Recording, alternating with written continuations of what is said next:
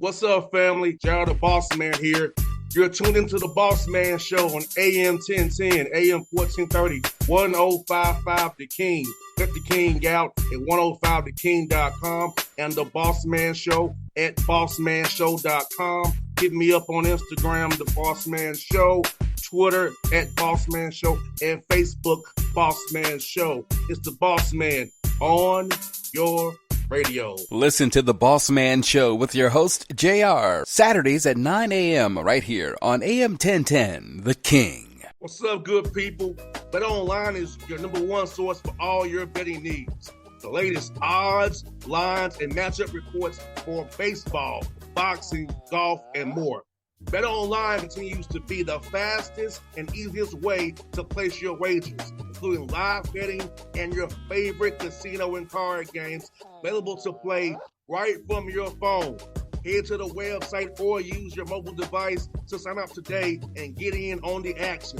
Remember to use your promo code BELIEVE, B-L-E-A-V, for your 50% welcome bonus on your first deposit. BetOnline, where the game starts. BS3 Network, changing the way you watch TV. Yes, BS3 Network, changing the way you watch TV, covering content and hot topics from A to Z, sports, music, society and culture, movie reviews, you name it, we have it. Check it out on bs3network.com or check us out on Roku, BS3 TV on Roku, as well as check out your favorite podcasts on all podcast platforms or Spreaker.com/BS3 Network. You are now tuned to BS3 Network.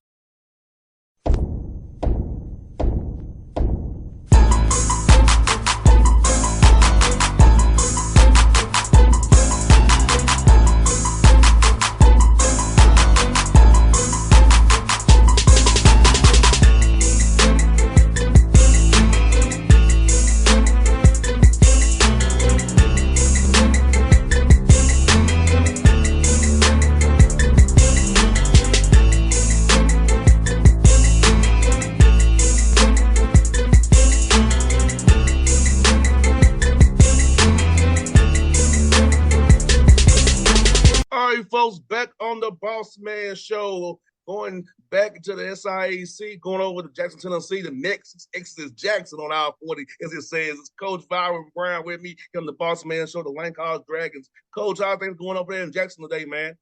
Man, everything's going wonderful, man. Bossman, I appreciate you giving me the opportunity to come on the platform and speak about our program and talk about Black College and how we're working hard here in Jackson, Tennessee to get the Dragons ready for this season. The coach, he heading into the third year as the head coach, man. So tell me about how's that been for you, man, watching this program and growing under your tutelage and seeing your vision kind of come to fruition right now. Well, first I want to thank Jesus Christ, Lord and Savior, for giving me this opportunity to coach this great profession. Everyone doesn't get something that they love to do and a passion to do. For me, it's not work. You know, this is something that I love to do, getting up at 4:45 every morning, coming in, working with young men, just giving them the opportunity, teaching them and mentoring them the way I was brought up. So I'm grateful for the opportunity. A.D. Bird and President Hampton gave me this opportunity. I was hired here in 2018 as the offensive coordinator. And after the 19th season, A.D. Bird said he was going to step down. And, of course, he seen my passion, my drive, and I applied for the job like everybody else did, and they seemed fit to keep the nucleus together at the time. I was hands-on with recruiting a lot of the kids that just graduated, like I am now with majority of the kids that are on the team right now. But in 2020, it was that hard year of COVID. We didn't play, so. We lost a lot of freshmen that we had signed, especially defensive-wise, D-line-wise, that would have still been playing right now had they did not quit because of COVID. We didn't play, so it was kind of hard to keep everyone together that was new, But the guys that stuck with it, most of them have graduated with that class that played last year. And we had 12 graduate last year also. Uh, so it's been a uphill battle, but we're making some progress. Uh, we're building relationships in the community, um, networking in different parts of I-20, below I-20, where a lot of our football players are coming from. I'm a Louisiana guy myself, and a lot of my ties are off I-20, to be honest with you. And we're getting those caliber players that they play football, you know. And once you get kids from winning programs and winning backgrounds that know how to work, that don't mind working, and know what it takes to be a champion and just to win, period, it makes coaching a whole lot easier for you. It helps with football IQ. It helps with effort. Uh, it helps with having high energy every day. And the other part of that is going to class. Uh, we stress that. That's why we get them up early every morning. We do something with them in the morning time, whether it's meetings or working out. The way to make sure they get up and start their day and they're not laying in the bed. That way they can go to class. So it's God's been good these last couple of years, and we're ready to see what He has in store for us this year. And Coach, I do feel like that Jackson, similar to where you went to school at Grambling, because it's a small town, but college town as well. Like you had Ruston right down the road, Louisiana Tech, but you got Lambeth there, different things like that right there in Jackson. So it's that kind of college town feel, and it's not too much to get into. You can focus on your craft and becoming a good student on and off the field, kind of getting that molding that you want to be as a young man once you get out of school and go on with your life after football. Right. Most truly, being at Grambling, being in Eddie Robson last recruiting class, and playing for Doug Williams, one of the four captains of the team, we won those first two back-to-back championships. Grambling is an isolated area. It's not a lot to do. You're gonna get your education. You're gonna get up early. You're gonna go to practice. You're gonna go to class. You're gonna come back to meetings. You can really work on your craft because you don't have a lot of distraction. Like being in the bigger cities. Uh, Louisiana Tech is right down the road, which Lincoln Parish. That's what Jackson, Tennessee reminds me of, is being in Ruston, Louisiana. So it's a great feel, a great flavor. The kids come to work. They want to do better, and that's what we've been working on with. And Jackson is growing. When I come through there to go to Memphis Grizzlies games, I come out of Nashville, the interstate of 940 is being redone. I'm seeing more things pop up in Jackson. Jackson is growing itself and being in proximity to Nashville and Memphis and getting out in Mississippi.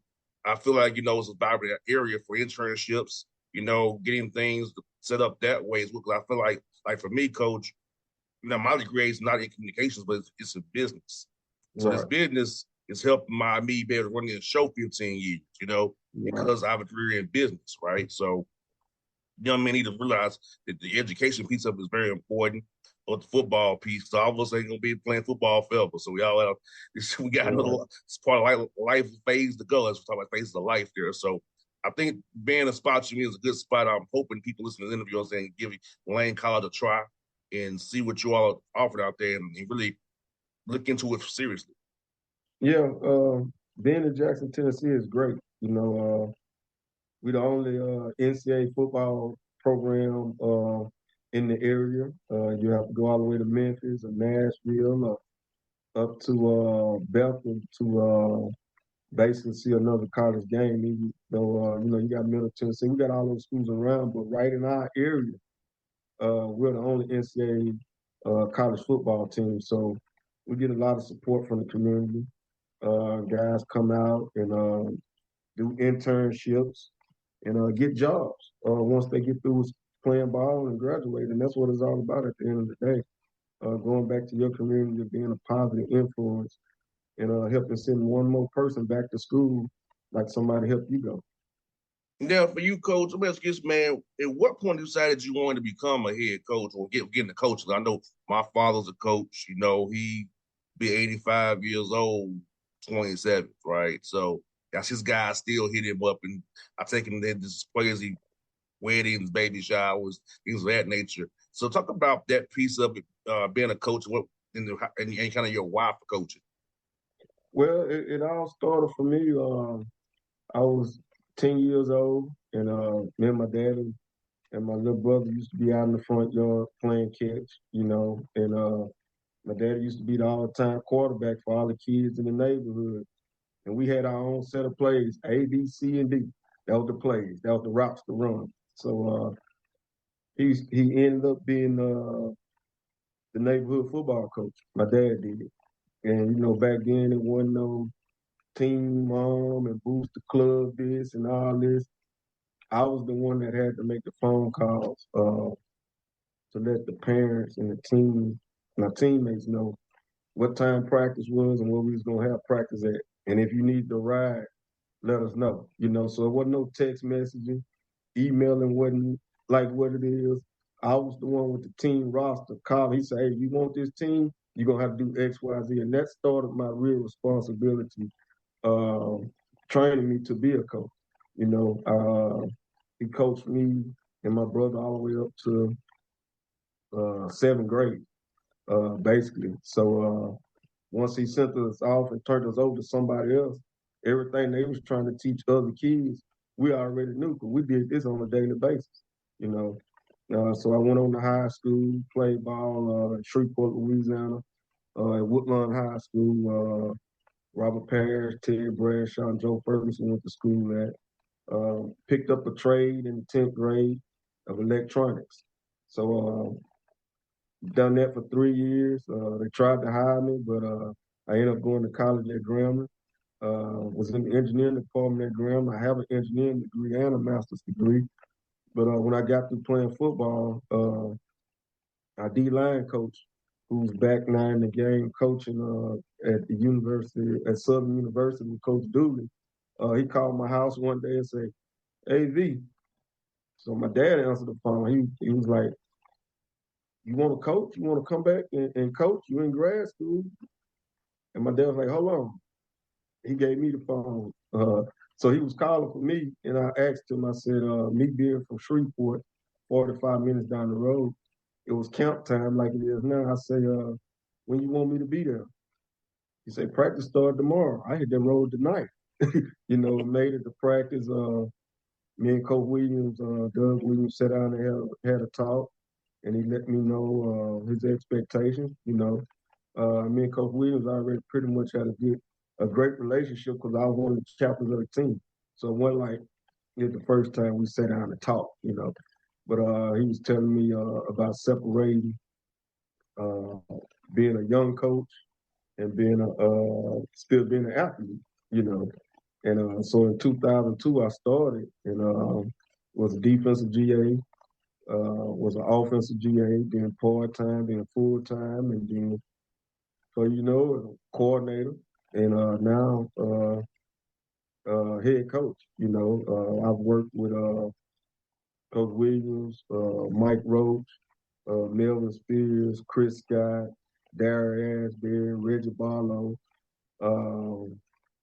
just to name a few guys. Heist Northern. Those are the guys that I've worked close with that hired me on their staff.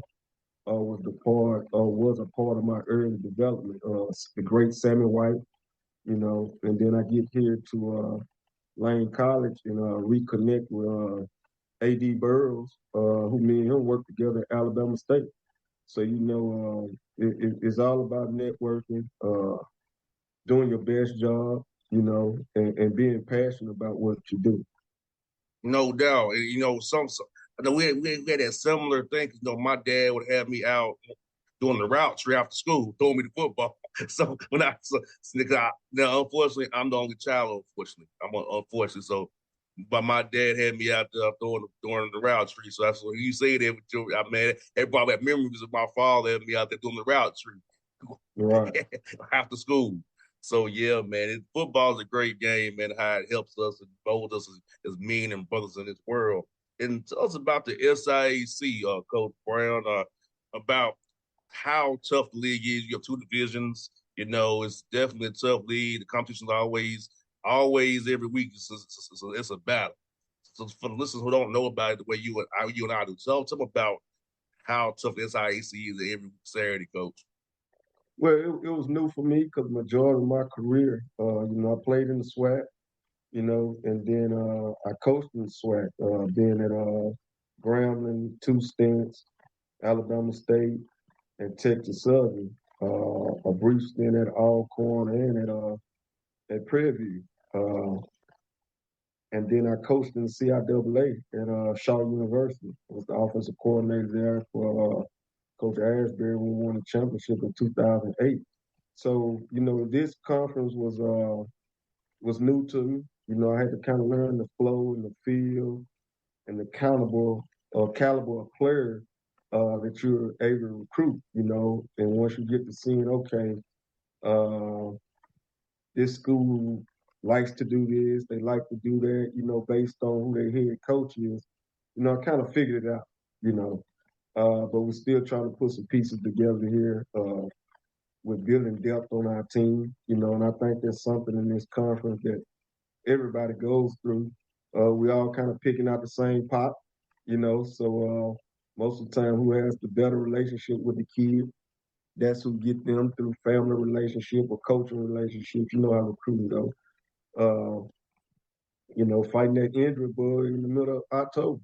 One team can be hot and you have 2 or 3 players go down and, them backups come in. They don't have that much experience. They're not don't have the same amount of talent as the guy that was performed. And then you start kind of see the shift, in the conference. But we play an outstanding brand of football in this conference, man. I'm proud to say that our defensive end, Andrew Farmer, who was Defensive Player of the Year, played in his first NFL game this past week. Had 3 tackles and one tackle. And one of the tackles was a sack, 3 tackles and a sack. So, I felt like our team last year, we should have had at least 4 or 5 that got an opportunity. But that's why you have to keep working, keep grinding, and keep networking, like you're doing now. We're doing that with the NFL scouts to make sure they come see the kids, and you have a better feel once you come put your eye on instead of just looking at it on Huddle, or on video or something you see on ESPN, But the talent level is good. It's better than what a lot of people expect it to be, and we got some outstanding coaches in this conference, So it's great to be a part of this conference.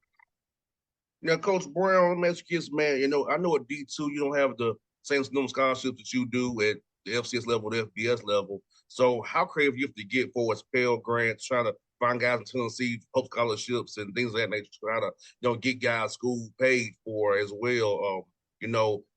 Unlike other schools in your college who can fund every scholarship, because they're private, not public. Right. Well, what we mainly try to do is, we have to package it, like you just said, and at the end of the day, nobody wants to have to go and take out $30,000 worth of student loans, but based on their talent, and it's a business, based on their talent, that's the amount of money they get, we do look at the need factor for some kids, but again, my number one job is for us when we talk about this money is XYZ out on their football field, but we do have the package for us, Pell Grants, Hope, Tennessee Promise, for the guys that are in state. Now the guys that are from out of state, of course, they're going to need more money than a guy that's in state. That's just, basic common sense, even though we don't have out-of-state fees. Everybody pays the same price, to go to school here. So that's basically how we do it. No, we don't have a full allotment of scholarships here. That's something that we've been working on. A.D. Burrows and myself have been, talking to the upper administration. Hey, if we had XYZ, then, you can get a couple more players, that can help you. So that's something that we have to deal with, and we've been working around. And Coach, for a young man listening to this interview and a parent listening to this interview, what are the pillars of your program, and what do you look for in a young man to become a Lane College Dragon? Well, first of all, they got to understand that we're going to educate you, we're going to graduate you, and throughout the process, you're going to find build a relationship with the Lord. We'll see them in church school. We're big on that. I appreciate this job because it lets me be able to talk about the Lord, Jesus Christ, and introduce the kids to Him. Last 2 Sundays, we have went to church services in the community. Had 2 kids gave their life to Christ 2 weeks ago. So that's what you're going to get when you come here. You're going to be coached by some of the best coaches that ever played the game or ever coached the game. We're going to be fundamentally sound. And every time you step on that field on Saturday, we're going to have an opportunity to win the game. It's not going to be like we're going to step out on the field and we just don't have it. We've developed kids now where, like I tell them, we're not sneaking up on nobody else no more. That's not going to happen. Teams have started to prepare for us like any other opponent, so that's kind of the spiel that I get the parents and the kids, and just show them what we have, and be straight up and honest with what we don't have, because kids right now are all visual. They see all this stuff on Instagram and Twitter. Well, I tell them, what you see is what you get when you come to Lane College. Ain't the if you're looking for bells and whistles, this ain't the school. But if you want a great education and work hard with an opportunity to win a championship, it's the right school for you. Hey, amen to that. And I want to ask you about prep for Miles in camp right now. So I know we got the game September 2nd against Miles in Memphis. At what point do you transition from camp mode, working on yourselves, to preparing for that first game against Miles and getting the guys ready for that, and preparing for them wholeheartedly for that game in Memphis in week 1? The focus will really start on Miles next Monday. Even though myself and my coaching staff, we've already critiquing ourselves from last year against Miles.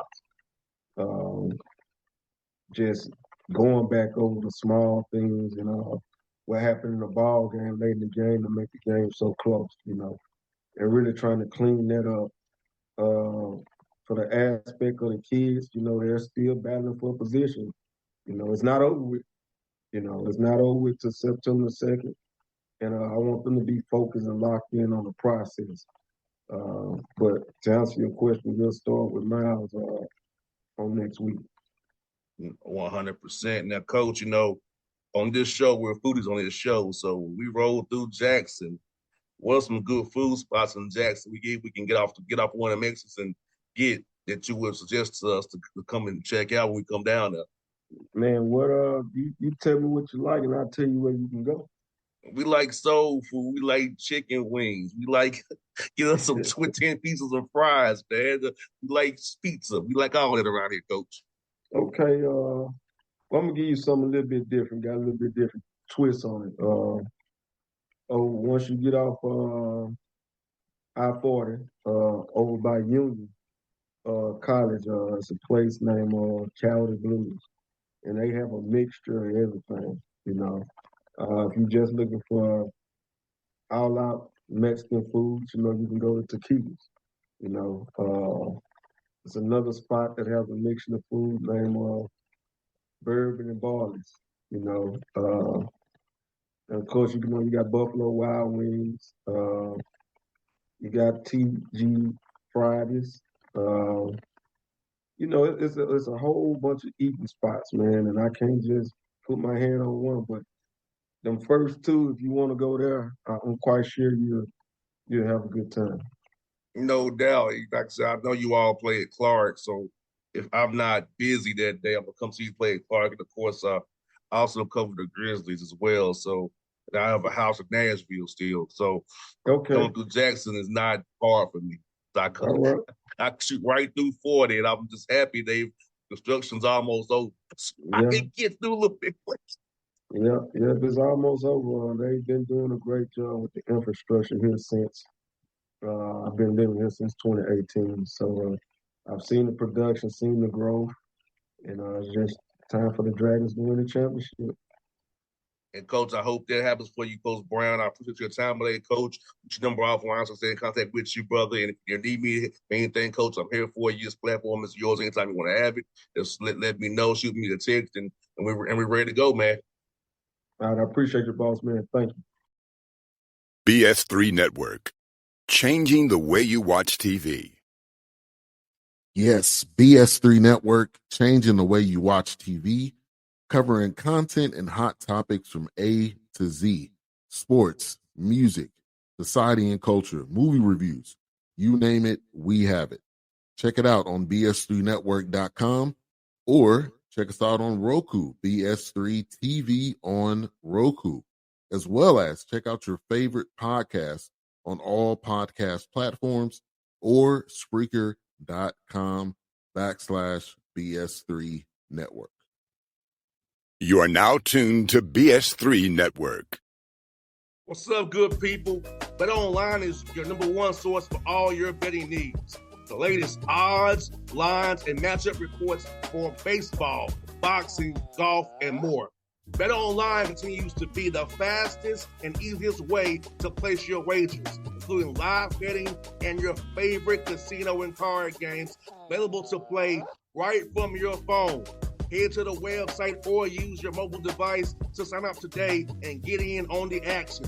Remember to use your promo code BELIEVE, BLEAV, for your 50% welcome bonus on your first deposit. Bet Online, where the game starts. What's up, family? Gerald the Bossman here.